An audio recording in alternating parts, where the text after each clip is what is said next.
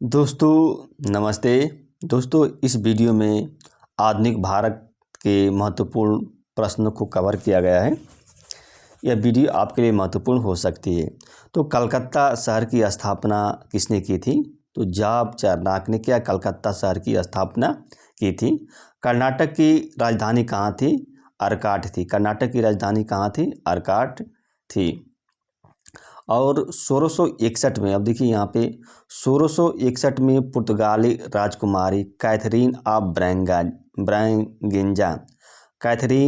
ब्रैगेंजा का विवाह जो ब्रिटेन के किस राजकुमार के साथ हुआ था? तो चार्ल्स द्वितीय जो राजकुमार था इसी के साथ हुआ था। जो पुर्तगाली राजकुमारी कैथरीन ऑफ ब्रैगेंजा थी। पांडिचेरी की स्थापना किसने की थी? तो फ्रैंकोइस मार्टिन ने की थी पांडिचेरी की स्थापना।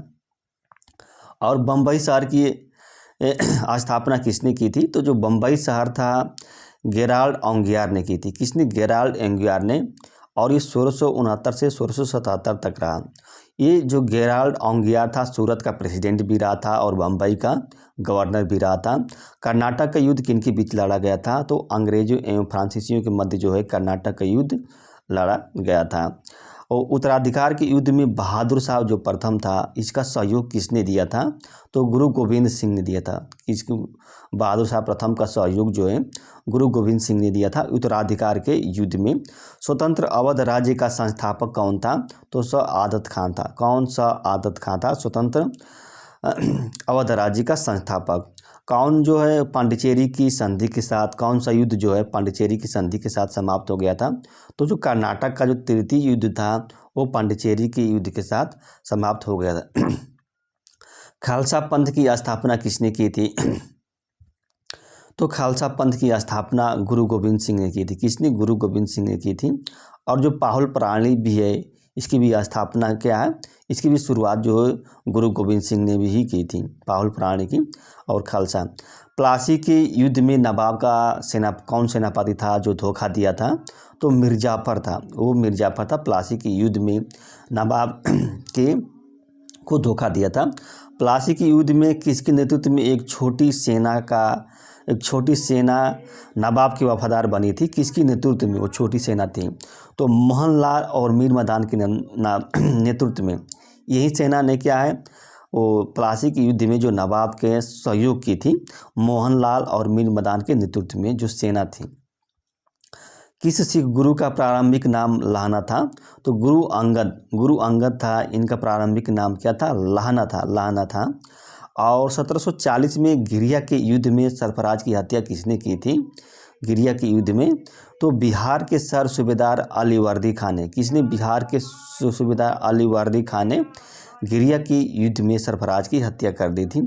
और जो घिरिया जो स्थान है ये पटना के आसपास ही स्थित है। जो घिरिया का स्थान अंग्रेजों और सिखों के मध्य जो लाहौर की संधि हुई थी वो कब हुई थी?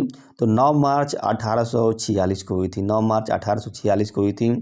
किस गवर्नर जनरल ने जो प्रसिद्ध कोहिनूर हीरा था उसको महारानी विक्टोरिया को भेज दिया था? तो लॉर्ड डलहौजी था। ये लॉर्ड डलहौजी था गवर्नर जनरल। इन्होंने प्रसिद्ध कोहिनूर हीरा था महारानी विक्टोरिया को भेज दिया था। सिखों के 8वें गुरु कौन थे? तो हरकिशन थे। सिखों के 8वें गुरु थे हरकिशन। और 1661 से 1664 तक इन्होंने रहा था। बक्सर के युद्ध समय बंगाल का गवर्नर कौन था? तो वेंसीटार था। बंगाल का गवर्नर वेंसीटार था। और किस गवर्नर जनरल ने राजकीय कोषागार को, देखिए किस राजकीय कोषागार को मुर्शिदाबाद से कलकत्ता लाया था? तो वारेन हेस्टिंग लाया था। किसने? वारेन हेस्टिंग लाया था। मनुस्मृति का अंग्रेजी में अनुवाद किस कोड से किया गया था? तो एक कोड ऑफ जेंटू लॉ। और उसमें गवर्नर जनरल था वारेन हेस्टिंग था। इसी के समय क्या एक कोड ऑफ जेंटू लॉ के नाम से किया गया था। किस गवर्नर जनरल, ये तो पढ़े हैं। भैरोवाल की संधि है किनके बीच हुई थी? अंग्रेजों और सिखों के मध्य हुई थी। और यह 22 दिसंबर 1846 ईस्वी को हुई थी। राजा राम मोहन राय के सहयोग से किसने सती प्रथा को समाप्त कर दिया था? तो लॉर्ड विलियम बेंटिंक था। कौन? लॉर्ड विलियम बेंटिंक था। इसने समाप्त कर दिया था और ये 1829 में समाप्त किया था। धारा 17 के तहत ये समाप्त किया था लॉर्ड विलियम बेंटिंक। पुर्तगाली ईस्ट इंडिया कंपनी की स्थापना कब की गई थी? तो 1498 में की गई थी पुर्तगाली ईस्ट इंडिया कंपनी की स्थापना। अंग्रेजी ईस्ट इंडिया कंपनी की स्थापना 1600 ईस्वी में की गई थी। 1600 ईस्वी में की गई थी। डच ईस्ट इंडिया कंपनी की स्थापना 1602 ईस्वी में की गई थी और जो डेनिश ईस्ट इंडिया कंपनी की स्थापना जो है 1616 ईस्वी में की गई थी। डेनिश ईस्ट इंडिया की कंपनी की स्थापना। फ्रांसीस ईस्ट इंडिया कंपनी की स्थापना 1664 में की गई थी। 1664 में देखिए इंपॉर्टेंट है। और स्वीडिश ईस्ट इंडिया कंपनी की स्थापना 1731 में की गई। सबसे बाद में की गई स्वीडिश ईस्ट इंडिया कंपनी की स्थापना। प्रथम पुर्तगाली वायसराय कौन था?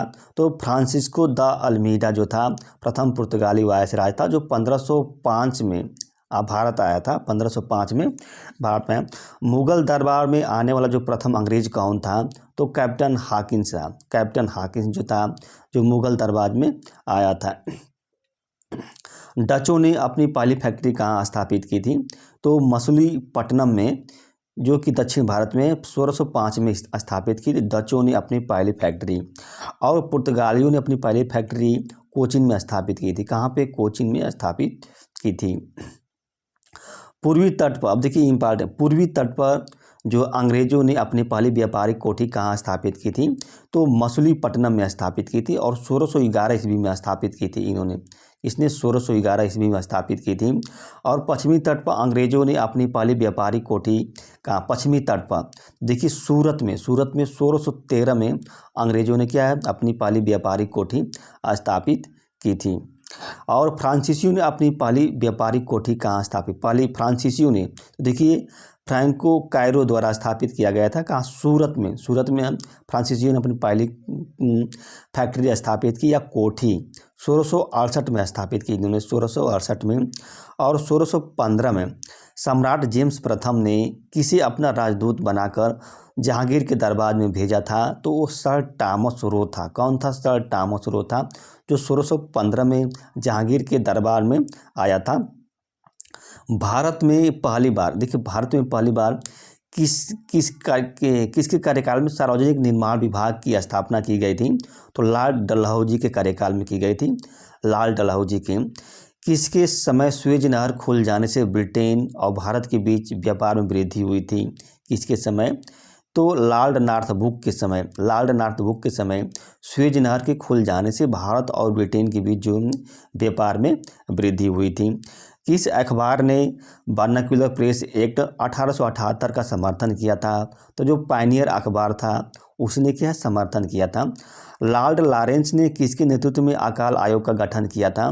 तो हेनरी कैम्पबेल के नेतृत्व में अकाल आयोग का गठन किया था। आगरा में उच्च न्यायालय की स्थापना कब की गई थी? तो 1866 में की गई थी। और 1875 में यही उच्च न्यायालय जो है इलाहाबाद में स्थानांतरित हो गया था। और किसने इल्बर्ट विधेयक बिल प्रस्तुत किया था? लॉर्ड रिपन को बिल को प्रस्तुत किया। इसी की वजह से लॉर्ड रिपन को त्यागपत्र देना पड़ा। इस बिल का अंग्रेजों ने बहुत विरोध किया था। इसीलिए इस विरोध को श्वेत विरोध भी कहा जाता है। अंग्रेजों ने औरंगजेब ने 1616 में शिवाजी को किस भवन में कैद करवाया था? तो जयपुर भवन में क्या कैद करवाया था? किसमें? जयपुर भवन में कैद करवाया था। और 1672 में शिवाजी ने किस दुर्ग को बीजापुर से छीना था? किस दुर्ग को? 1672 में तो पन्हाला दुर्ग था। पन्हाला दुर्ग था, ये पन्हाला दुर्ग था। इसको शिवाजी ने बीजापुर से छीना था। 1665, अब देखिए 1665 में जो पुरंदर की संधि हुई थी वो किसके मध्य हुई थी? मराठा साम्राज्य के अंतर्गत। तो महाराजा जय सिंह और शिवाजी के मध्य हुई थी जो पुरंदर की संधि हुई थी। और पुरंदर की संधि के समय वहाँ पे कौन उपस्थित था? तो मनुची उपस्थित था। कौन? मनुची उपस्थित था। 1707 में जो मुग़ल सम्राट था, जो किसको मुग़लों की कैद से छोड़ा गया था? तो जो संभाजी के जो पुत्र थे शाहू जी, इनको क्या है मुग़लों की कैद से छोड़ा गया था। और जो खेड़ा का युद्ध हुआ था, जो 1707 में जो खेड़ा का युद्ध हुआ था, किनके बीच हुआ था? तो साहू एवं तारा के बीच हुआ था, साहू एवं तारा। और इसमें साहू क्या विजयी हुआ था, साहू जो होता विजयी हुआ था, जो खेड़ा का युद्ध लड़ा गया था। संभाजी के बाद 1689 में किसको राज्याभिषेक करवाया गया था, तो राजा राम का राज्याभिषेक करवाया गया था संभाजी के बाद। राजा राम ने अपनी जो दूसरी राजधानी थी वो किसको बनाया था, तो सतारा को बनाया था। किसको, सतारा को बनाया था। और शिवाजी ने रस्सी द्वारा जो माप की व्यवस्था थी उसके स्थान पर किसका प्रयोग किया था, तो काठी और मानक की छड़ी का प्रयोग किया था। किसका, काठी और मानक की छड़ी का प्रयोग किया था। शिवाजी ने 1679 में किसके द्वारा व्यापक भूमि सर्वेक्षण करवाया था, तो अन्ना जी दत्तो थे। इन्हीं से क्या है, शिवाजी ने व्यापक भूमि का सर्वेक्षण करवाया था। शिवाजी को तोपें किसने प्रदान की थी, तो शिवाजी को जो तोपें थी अंग्रेजों ने प्रदान की थी। और मराठा राज्य के अंतर्गत कितने क्षेत्र थे, तो स्वराज क्षेत्र थे और मुगतई क्षेत्र थे, ये मराठा के अंतर्गत क्षेत्र थे। दोस्तों यह वीडियो अच्छी लगी तो लाइक कीजिएगा।